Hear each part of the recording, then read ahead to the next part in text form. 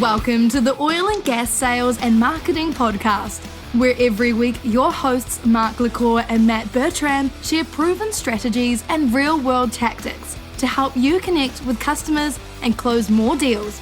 Let's do this. All right, welcome back, everybody. Matt and I, this is, 3 guests in a row that we've done episodes with? Yeah. So the guests are very, very popular. Welcome to the Oil and Gas Sales and Marketing Podcast, Sarah. Thank you for having me. Delighted to be here, Mark. Yeah, Sarah and I have a funny story. 2019, she was actually doing oil and gas sales event in Aberdeen, and we were going to attend. And all of a sudden, we started hearing these rumors about this virus thing. And this was at the very beginning of 2020. And we had to make the hard decision to not attend, even though I had bought plane tickets. And I was really disappointed because it's like, this is just like the flu. People are making too big a deal out of this COVID thing. And I was obviously wrong. That's how Sarah and I first met, was right before the COVID pandemic happened. That's right. And we had you on the big screen, Mark, because we were allowed to go ahead with the event. It was on the 5th of March, 2020. And because you couldn't join us in person, I remember blowing your face up on the big screen in the exhibition and having you talk to the audience. So thanks for doing that. Yeah. Crazy times. I never want to go back there. Next time we're going to do it in person like we're supposed to. So Sarah, real quick, introduce yourself, your background, the name of your company, and let's talk sales and data today. Sure. Okay. Thank you for having me again. So my name's Sarah Downs. I am the co-founding director and CRO of Doqaru. We are a sales enablement consultancy based in Aberdeen, Scotland, mostly serving the energy and tech sectors. My background, I'm a bit weird. So I own a sales consultancy today, but I started life as a nurse, a trauma nurse to be specific. And when I left the nursing world and came into the big bad business world, I had no idea where I was going to fit in. And if you had told me back then I was ever going to be involved with sales, I would have been in the A&E department myself. So yeah, it's been quite a journey, and I'm sure we'll cover lots of it during the podcast, Mark. But yeah, in sales, but certainly wasn't where I thought I was going to be. Well, Sarah, you may not remember this, but my degree is actually in wildlife management. So I'm having an equally weird story in that I started off managing wildlife, and now I run a podcast network in the oil and gas industry. So figure that one out. Sales, data. The old way of doing stuff doesn't work, even though there's still some people out there that think it does. This industry, for the longest time, sales was built on relationships. That is not always the best thing for the buyers, is having everything built on relationships. And now it's about solving problems, in my opinion, is what sales is actually about. But in order to do that, you have to understand what's going on. In order to understand what's going on, you have to have data. Absolutely. Yeah. So you want to talk a little bit about your experience in using data and helping companies with their sales efforts? Sure. I'm a nurse and my business partner is a petroleum engineer. Okay, so we like data and we like to understand why we're doing things. We look at sales a little bit differently from people that I guess have grown up in sales and have done sales for decades and have gone from junior sales right up to sales leadership and beyond. And I guess that's what makes us niche in the marketplace. But I think let's talk about, data first. I'm going to use some medical analogies here, so bear with me. But when I first came into business, I felt that everyone was checking in on what the symptoms were and they were jumping into surgery. That's how it felt. And in sales, it was the same. Salesperson would go into a buyer, have a conversation, and we'll get to relationships in a while. But they would act on symptoms alone. And then they would create this great plan to sell product, service, or the value proposition. As a nurse, I think about when someone used to come into the trauma unit. So if you come into the trauma unit and it looks like your leg's broken in 3 places, even the world's best orthopedic surgeon is not going to diagnose you yet. They're going to go back, they're going to do the MRI, the X-ray, anything that they need to do to be absolutely clear on what's going on. So I think in business and in sales, we need to go back and do that MRI more often. And that's something that Doqaru does a lot of.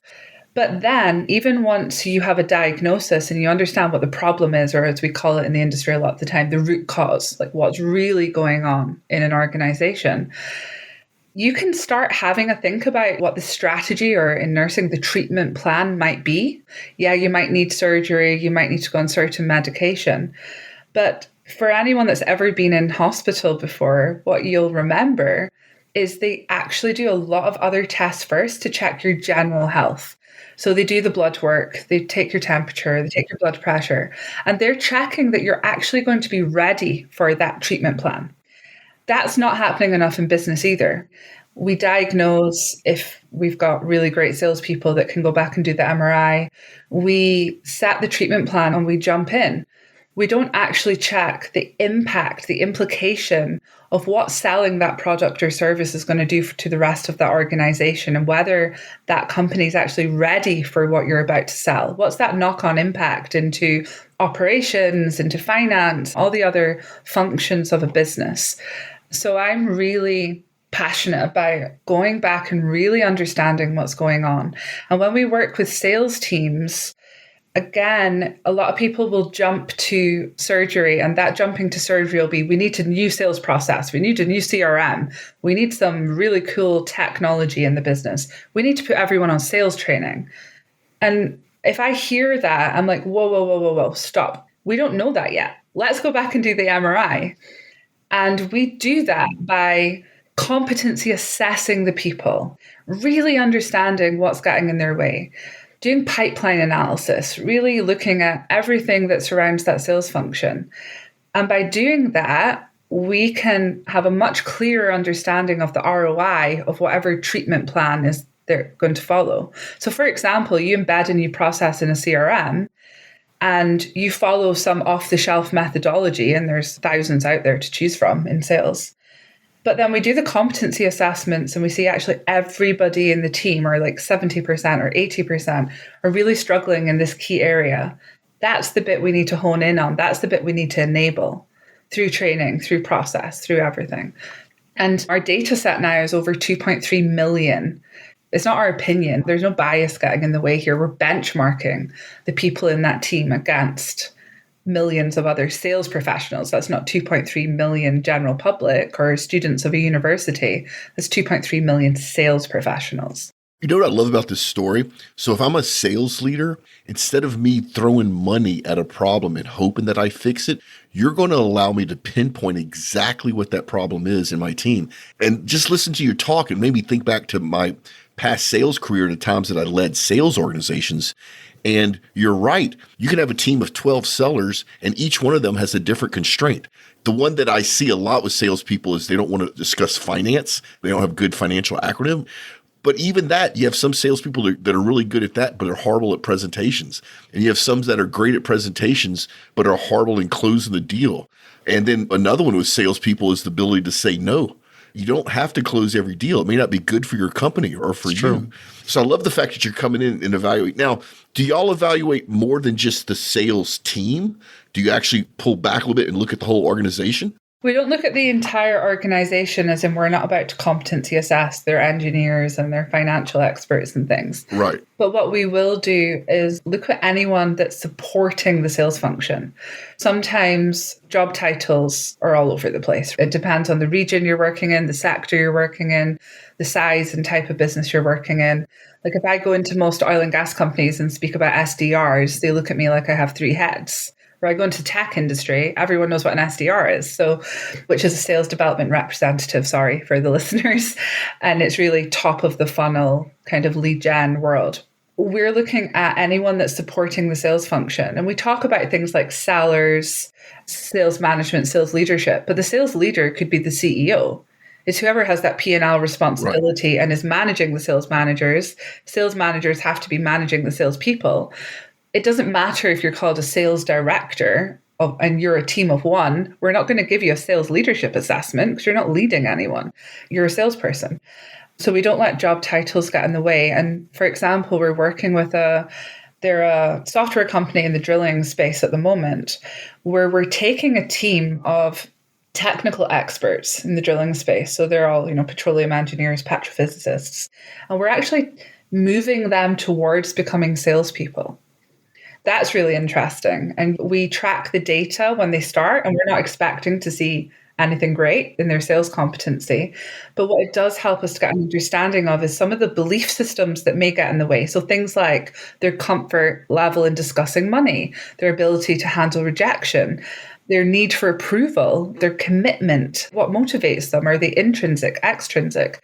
All of these things help as we start to move people from technical roles more into commercial roles.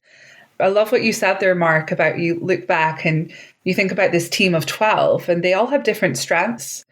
Sometimes a sales leader thinks they have a 2-year plan of training and development ahead. And it's actually as simple as we do the MRI and we realize all you need to do is restructure the team. You have great people, they're just all in the wrong roles. So you have amazing hunters sitting in account management and all that kind of thing. And sometimes they're gobsmacked like, wow, that's all I had to do. And I've just raised revenue by 20% in 6 months. Yes, sometimes it is that simple. We're not here to make it more difficult than it needs to be. We're there to provide data-driven insight that helps the leadership make the decisions they need to make to get growth, to get more predictability in revenue, not just growth, but we want predictability, we want sustainable revenue. That's what it helps us to do.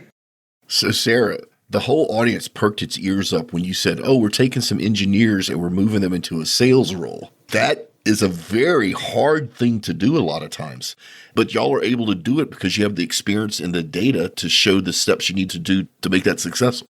We've also done it ourselves, nurse, petroleum engineer. We've been there. That's true. I didn't think about that. If an engineer sits in front of you, Kemi, and says, I'm an engineer, I can never be a salesperson. The wrong person to say that to, right? She's ex-Total, Schlumberger, Lloyd's Register, and she's worked with the sales guys and then the technical sales guys. And we get the difference. We understand that it's the mindset shift first before you start looking at the tactics and the skills, and the tactical competencies come second. It's that foundation and the principles of sales. The mindset on that needs to be shifted first. This is something probably right up Matt's alley.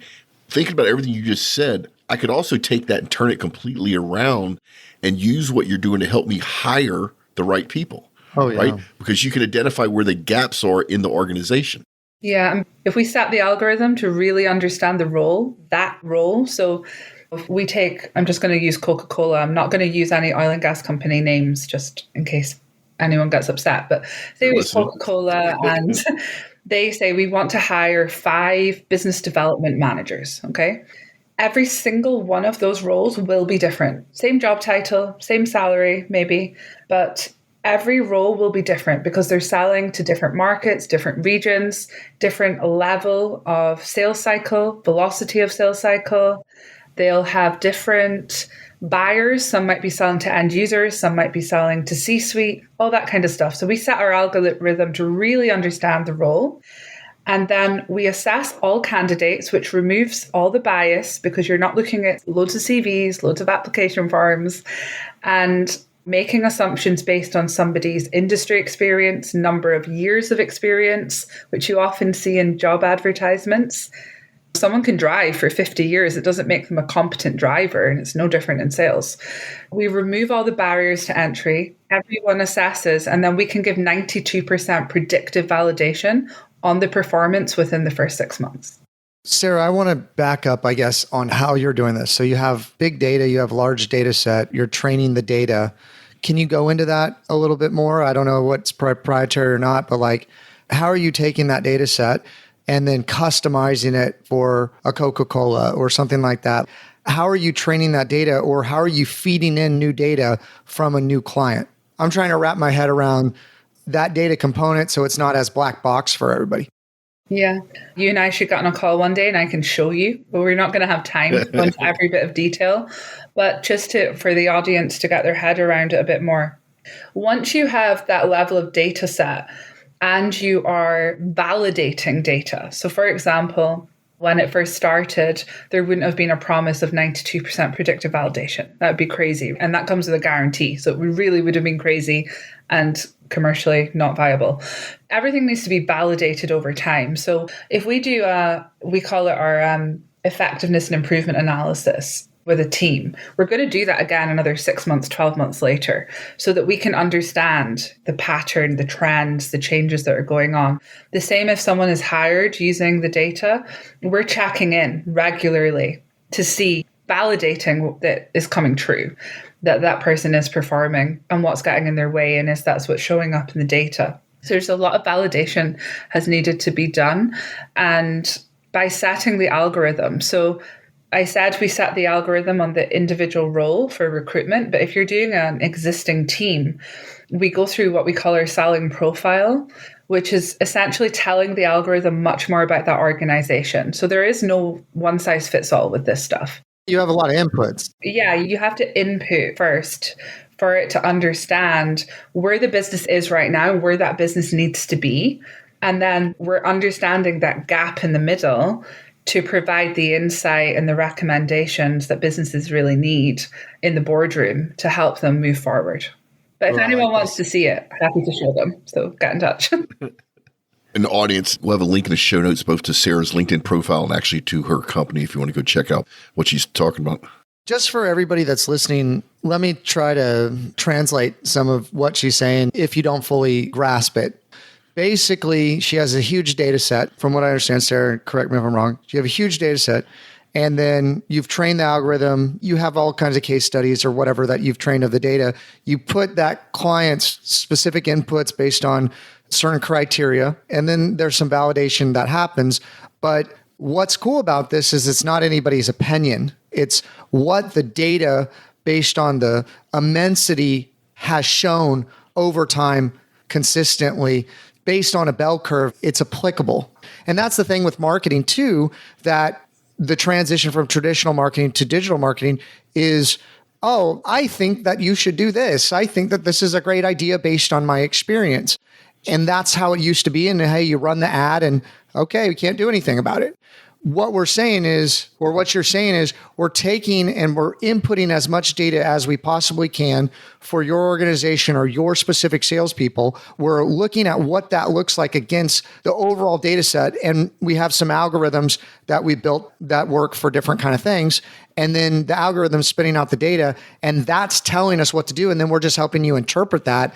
There's no bias in it because it's just big data. Exactly. And we don't sit and interview people. Some of the larger consultancies out there, to get even close to this level of insight, they would live in your organization for years. And there's a lot of bias getting in the way because it's someone's opinion, because somebody's in there interviewing your team, and all their own experience and their own preferences and assumptions are all getting in the way. This removes that. And that's really important. It's also important that we move quickly. And to give an example, if you have like a team of 50 salespeople all around the world, different regions, different divisions, from deciding to go ahead with this to having the answers in your hands is a matter of like 3 to 4 weeks. And obviously everyone has to cooperate, and it takes a lot of coordination, and we can do it on a team of 3 to a team of 3,000. It doesn't really matter. It's the way we break it down. And if it's a big company, you obviously need to break it down almost into like smaller chunks of analysis based on division, based on business function, based on region, whatever the structure of the organization looks like, rather than throwing everyone into one pot. So yeah, the speed to getting the answers is also really important. I think when you're in the boardroom and you're under pressure, you know exactly what you need to achieve, what your business objectives are, but you often don't know is how do we get there? And sales has not been professionalized in the way that other disciplines have been. And I'd say even less so in oil and gas, actually, because we've worked in quite a lot of other sectors. And there's a lack of professionalism. And that's not from the salespeople. That's just the way people perceive and look at it.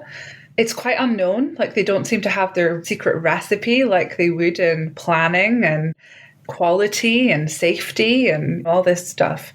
I attended a conference on process safety a few weeks ago, and I was sitting there and I was just like, again, mapping it to the sales process, to the nursing process. It's no different. It's just not being professionalized and regulated in the way that other functions have been yet. I hope it comes. You know what I love about this? Everybody has seen this. I've seen this myself. You're hiring a sales professional. You find a top performer, has an unbelievable track record of just killing it. She or he's personality fits in with the team. So you know you're making the best hire you've ever made. You bring them on board and they fail. And they fail for a variety of reasons, but usually it's because they're not a good fit. You just didn't catch it. And you got wowed by their past record of success. And you weren't able to make sure they were a good fit for the position. And Sarah, you've turned what I just said into a science, like literally a mathematical equation to make sure they are a good fit, or that you identify that they're not a good fit. And we see it a lot with poaching, from competitors, and we can pick up on it if we're using the data in recruitment. Think of the EPC contractors. They're always poaching, and it's the same clients, the same industry, the same products and services, and they cannot figure out why someone can fly in two organizations and then come to their organization and plummet. And there's so many reasons why, but we can pick up on that before it happens, thankfully. Sarah, I'm just curious, based on my background, what has been your experience of working with recruitment firms? Because I think that what I've seen, at least from UK, Scotland, when they come over to the US, that term of professionalized from the recruiting standpoint, they've got it kind of figured out to a lot of degree. Now, I haven't seen them use machine learning and data sets to do some of this, but it's very process driven on how they do it. They know actually from a recruitment standpoint, when they hire somebody, what their potential to make is within probably a 15% delta, maybe even less. I've really just seen that come out of UK, Scotland area. I'm just curious, has there been any crossover with recruitment companies with what you're doing? Yeah, there has. And not just here. We've worked with more headhunters than generalist recruitment over in Texas as well, actually. Yes, of course. Yeah, that's what I'm meaning, executive placement. Yeah, because our clients are all over the world and a lot of them are multinationals. So they're recruiting everywhere. It's really interesting. A lot of recruiters don't like having to work with us. Once the client knows what they can do, they won't let it go. And therefore, they make it happen. But we've had so many conversations about collaborating because most recruiters you speak to hate recruiting sales professionals. It's one of the most unpredictable parts for them. And we can make it more predictable. So we thought, they're all going to want to work with us. But that's not the case. And the reason for that, it's taken a number of years for me to figure this out. I think the main reason for it is they don't want to change their process because they're getting paid for reviewing hundreds of CVs, application forms, screening interviews, and we remove that. The in-house recruitment teams love us. They love working with us. But the external agencies, headhunting kind of outfits, they don't like it so much because we're removing a lot of the work that they get paid to do. And the ones that are open-minded, they've actually ended up making more money because when we take this value proposition together to a client and we say, look, we're going to shift the process. You're going to get more value. We're going to spend less time, but you're not paying us for time. You're paying us for the impact, the outcome. We've done quite a few collaborations with more headhunting than generalist recruitment again, where we'll go to the client, it'll be their client, and we've hired 15 salespeople across the last 2 years, and 80% of it's failed. We know it's difficult. So we've now found something that if we can take kind of Sarah and, the Doqaru way of doing it, and then where their expertise comes into it is managing and coordinating the candidates, which we don't want to be doing, but also making that business attractive because it's a candidate's market a lot of the time, and they're great at doing that, selling the role to the candidates. And then all the interviewing stuff at the other end. So what we do is we work with them until we have what we call a set of recommended candidates, the candidates that come with the 92% predictive validation. And then we'll sit with the recruiter and the hiring manager and translate the data into something really useful for them to then move into interview process with. And we can work together. I think it's a great bolt-on value add to a headhunting agency or a corporate recruitment agency because really, is this person going to work long-term? And a lot of these contracts, it depends, but you don't get paid for a couple months potentially, and that person's got to work out. And if you're data's confirming this person's going to work out, you can sleep much better at night. And I think that that's very attractive too if you're approaching employers, right? If you're a headhunting agency saying, hey, this is how we're doing it, and we're going to combine big data science with what we're doing. I think that we don't is really a very attractive value proposition. Selling the recruitment thing on its own, just because we don't want to be confused with it as a recruitment company, because we're not. That's not our accent. Yeah, no. Now, I'm just thinking as like recruitment firms. I've worked with a number of recruitment firms, and they might be interested. I would be if I was them in your technology or data. Yeah. I tell you what else. Imagine being a candidate. It goes both ways, because when we assess a team, we identify the gaps that they need to recruit into. Often we're looking for great recruiters, headhunters to help our clients fill those gaps, but it has to be people willing to work to our process, because the client is already all in on the data by this point, and they're not going to shift away from that process. And it's amazed me how many of them have actually walked away from that opportunity. They assume they'll have to make less money, but that is not the case. Sounds like they'll make equal amount of money for less work. I would love to have that problem to deal with. Matt and Sarah, the other thing is, listen to y'all two talk. If I was a candidate, do you know how much more positive I would feel about accepting a job offer if the data says that I'm a 96% fit there? That would just give me another layer of confidence that I'm making the right choice to accept this offer, where there's a data set saying this is a good fit for If you're moving from one organization to another and you've been at one organization for 8-10 years, like to move somebody, it's very difficult. If you're saying, hey, like, I know that this is going to be a change, but look, the data is telling me you're going to do amazing. I think that Mark, there's some great value in that. Candidates can, because obviously when people are really on the market, they'll often apply for a number of jobs in a row that our clients are using our data for. So what happens is they'll be recommended for some and not for others, and they can get quite confused and a bit upset about that. If that was the job they really wanted and it's saying not recommended, but they're being offered something over here. I've spent lots of time with candidates over the years explaining that, and explaining that it's actually not just about how competent they are, it is also about the fit with the organization. So for example, if somebody has a high, we call it figure out factor. So if they have a really high figure out factor, you don't want them in a sales office, in a sales team. They'll be completely disruptive. They'll be fed up. They'll be demotivated, not the right fit for them. Equally, if someone has a low figure out factor, they need to go into a business with a really strong sales manager for them to thrive. And a lot of businesses don't have a sales manager, let alone a really good one. Once you explain that to the candidates and understand that it's not just about them and how competent they are, it actually is about the fit with the organization as well, that then gives them a lot more confidence in the decisions that are being made. Well, guys, unfortunately, we are at time. We need to wind this thing down. Sign up for our 2 newsletters. The links are in the show notes, Oil and Gas Events newsletter, and then also our new Sunday update, which people just love to death. Sarah, my marketing team grew that from 0 subscribers to 26,000 subscribers in 7 weeks. Isn't that crazy? Amazing. That's awesome. Yeah. Also, Matt and our social channel links are in the show notes as well. We're hard at work on the Insiders group, so stay tuned for that. Now it's time for our LinkedIn fail or tip of the week. Do you have one, Sarah? Sure. I'll go for the tip of the week, because if I go for the fail, I might just come across very ranty. But the tip of the week is LinkedIn headlines. Okay, so it's that little bit that comes up after your name. So it's your profile photo, your name, and then your headline. And most LinkedIn users have job title and company name. It's an absolute waste of very valuable space on LinkedIn, because that headline is your stalker. Everything you do on LinkedIn, it follows you around, whether you're posting, commenting, liking, connecting, DMing, whatever you're doing is there.